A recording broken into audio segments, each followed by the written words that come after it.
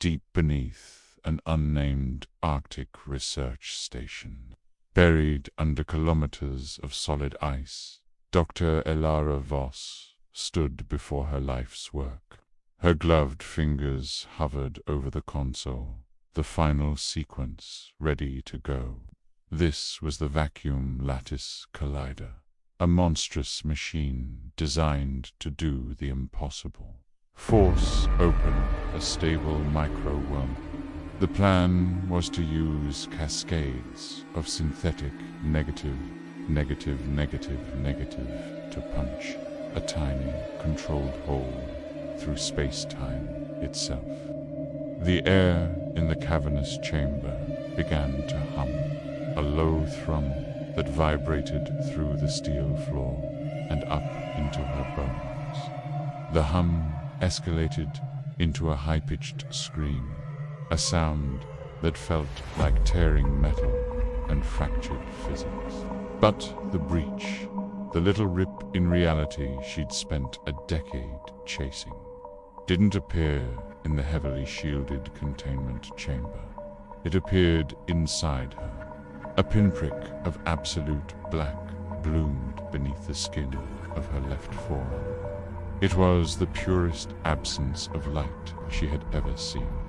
A tiny singularity that drank the sterile light of the lab like a starving mouth. It didn't burn, it didn't hurt, it just was. Within seconds, the darkness began to spread, not across her skin, but along her veins. They turned into glistening obsidian tubes, no longer carrying blood, but pulsing with something else, something that was moving just beneath the surface.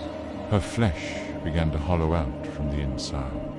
She watched, a silent spectator to her own deconstruction, as her muscle fibers unspooled. They transformed into thin, translucent ribbons that floated weightlessly inside her arm, as if gravity had been locally reversed just for her own tissue.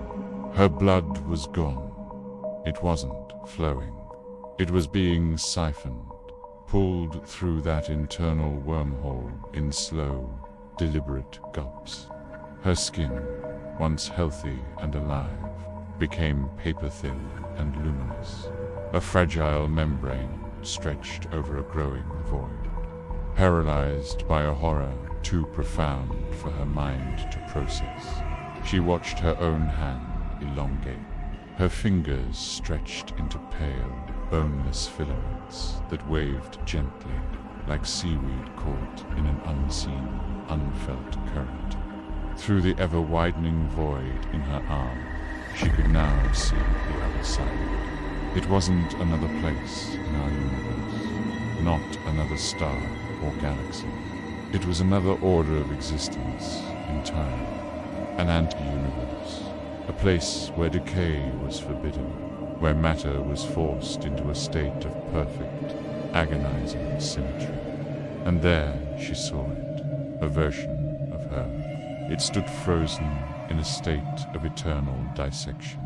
Every organ, every vessel, arranged in crystalline perfection, still pulsing, still beating. The wormhole inside her began to whisper. It was her own voice, but reversed and wet, a sound that slithered up from the chasm in her arm. Complete the pattern, it gurgled. This was her new reality. A twisted form of quantum immortality had become her personal tormentor.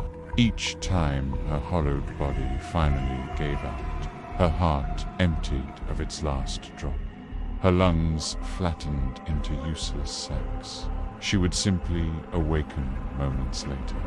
She'd be back on the freezing floor, her veins refilling not with blood, but with something thicker, something that crawled and writhed. Her screams, raw and animalistic, finally echoed through the ice and steel of the research station. They drew the rest of the crew, her friends and colleagues, running to her side. Their faces were a blur of panic and confusion.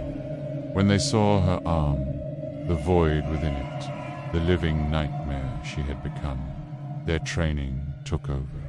Dr. Eris Thorne, the station's medic, grabbed a surgical saw. "We have to amputate," he yelled, his voice tight with fear. He brought the worry blade down on her arm, but the saw didn't cut. It passed straight through her limb, as if she were made of smoke, as if she wasn't there at all. The contact, however, was enough.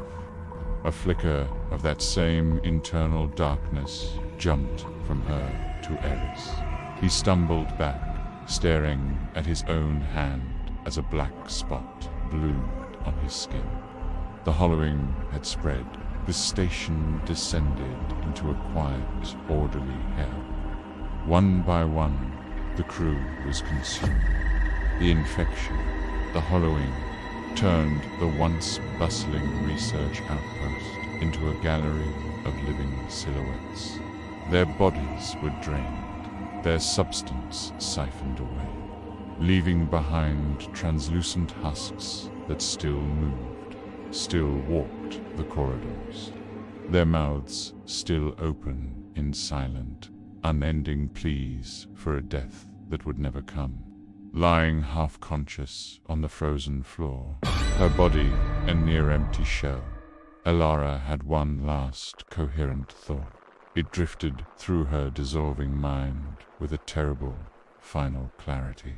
"We believed we were opening doors to new worlds," she thought.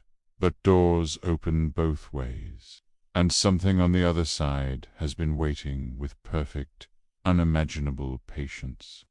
Then the hollowing reached her throat, and the thought, along with her voice, dissolved into the silent, whispering void.